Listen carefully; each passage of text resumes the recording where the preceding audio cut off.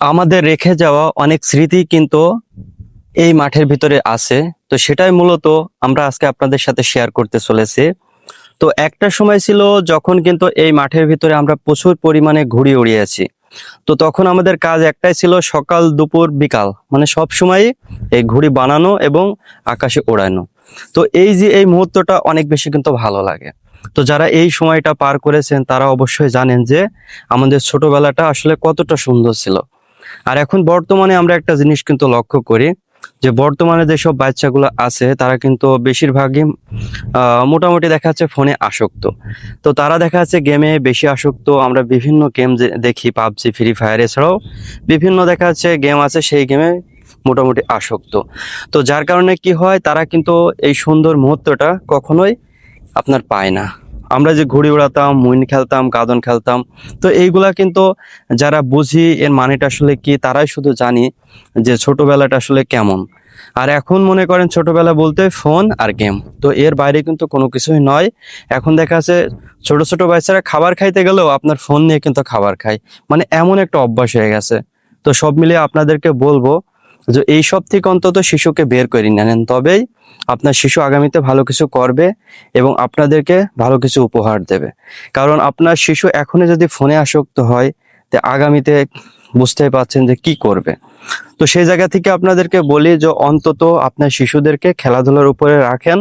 অন্তত সেও কিন্তু বড় হয়ে আমাদের মতন বলতে পারে যে আমার শৈশবটা অনেক বেশি সুন্দর ছিল।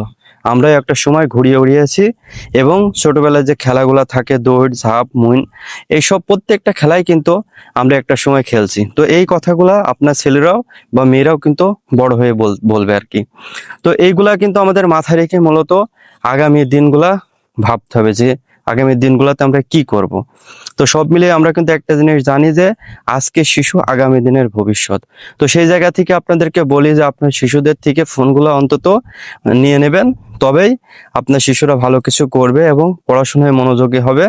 এছাড়াও বিভিন্ন ঝামেলা থেকে, বিভিন্ন সমস্যা থেকে মুক্তি পাবে শুধুমাত্র এই যে শারীরিকভাবে যে গেমগুলো আমরা খেলি আর কি।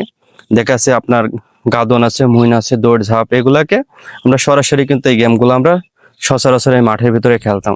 তো একটা সময় কি আমাদের মাঠের ভিতরে কিন্তু আমরা বিভিন্ন জায়গায় বিভিন্ন ধরনের খেলাধুলা করতাম। দেখা যাচ্ছে আমাদের একটা পাশে ফুটবল খেলছে, একটা পাশে দেখা যাচ্ছে ক্রিকেট খেলছে, আর একটা পাশে ছোট ছোট বাচ্চারা ঘুড়ি উড়াচ্ছে। তো সব মিলিয়ে যে এই যে মুহূর্তটা, এটা কিন্তু অনেক বেশি মিস করি। তো আমাদের জীবনটা আসলেও অনেক বেশি সুন্দর ছিল। আর বর্তমানে এসে কিন্তু যে বাচ্চাগুলো আমরা দেখি, তারা তো শুধু ফোনে আসক্ত, এর বাইরে কোনো কিছুই কিন্তু করে না। তো এইগুলার জন্য কিন্তু আমার মনে হয় দায়ী বিশেষ করে মা বাবা, তাছাড়া কেউই নয়। কারণ এখনকার মা বাবা শুধু বাচ্চাদের হাতে প্রথমেই ফোনটা ধরাই দেয়, শুধুমাত্র খাবারের ছলে হোক আর কোথাও যাওয়ার ছলে হোক, যে কোনো একটা বিষয় নিয়ে ফোনটা কিন্তু হাতে ধরাই দেয়। তো আপনাদেরকে অবশ্যই বলবো এইসব থেকে অন্তত নিজেদেরকে বের করে নিয়ে নেন।